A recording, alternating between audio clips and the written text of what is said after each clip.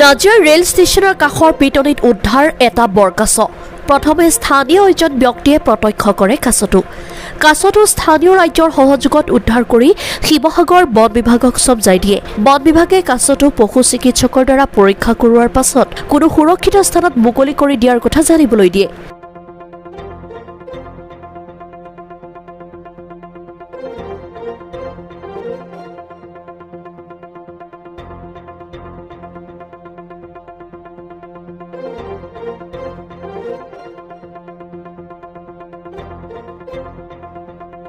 হইলে কাছটো আপুনি কাছটো তাৰমানে মই ঘৰৰ কাম লগাই আছিলোঁ থাকোঁতে তাৰপৰা এই আমাৰ বাইদেৱে তাৰমানে এইফালৰ পৰা বজাৰৰ পৰা আহি আছিলে আহি থাকোঁতে তেখেতে গোলকোৱা শুনি পিনে সেইডোখৰতে দেখিলে কাছ।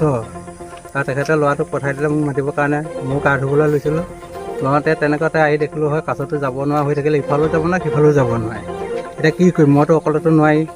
তাৰপৰা এখেতে এইফালে কিবা চাবলৈ আহোঁতে এখেতক মাতিলোঁ, বস্তা এটা আনিলে। দুজনে যুঁজি তাৰপৰা নোৱাৰিলোঁ, ভাগৰি গ'লোঁগৈ। তাৰপৰা লাষ্টত যেনে তেনে পলটি খুৱাই মেলি যেনে তেনে কাছটো উদ্ধাৰ কৰিলোঁ। বিল নে পুখুৰী এইটো ধৰিছে? এইটো আপোনাৰ তৰানি বিল তাৰমানে এখন গোটেইখন বাম হৈ গ'ল। বাম হোৱাৰ কাৰণে তাৰমানে কাছৰ উশাহ খাব নোৱাৰা যে পানীৰ কাৰণে চিনিও যাব নোৱাৰে যে।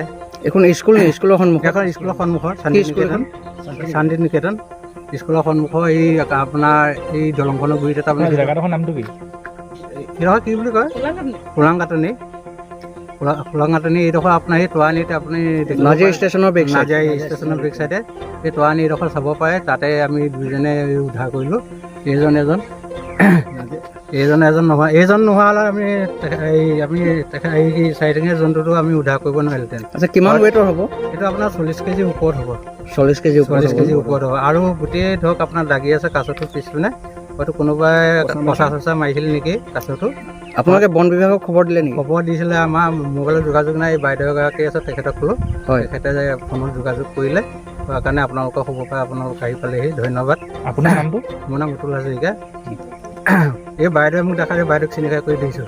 এই বাইদেৱে তাৰমানে সম্পূৰ্ণ বাইদেৱে উদ্ধাৰ কৰিলে কাছটো। মই লক্ষ্মীজান খণ্ড বন বিষয়াৰ কাৰ্যালয়ৰ এজন কৰ্মচাৰী। মই এতিয়া হঠাতে 2:30 বজাত মই বনপালক অজিত গগৈ ছাৰে মোক বাৰ্তা দিয়াত মই ততাতৈয়াকৈ আহি পিনি কাছটো আহি নিজে লৈ হেৰি কৰি ৰিচিভ কৰিছোঁহি। ৰিচিভ কৰি পিনি এতিয়া মই আঞ্চলিক বন বিষয়া কাৰ্যালয় শিৱসাগৰত কাৰ্যালয়ত মই চমজাই দিম।